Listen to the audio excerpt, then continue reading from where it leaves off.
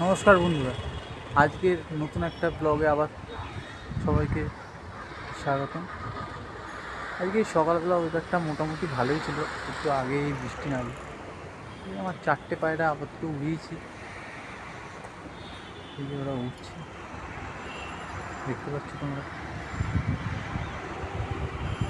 ওয়েদারটা একটু রোদ্দুর তো ভালোই ছিল, হঠাৎ করে আবার মেঘলা করে হালকা ঝিরিঝিরি বৃষ্টি হলো।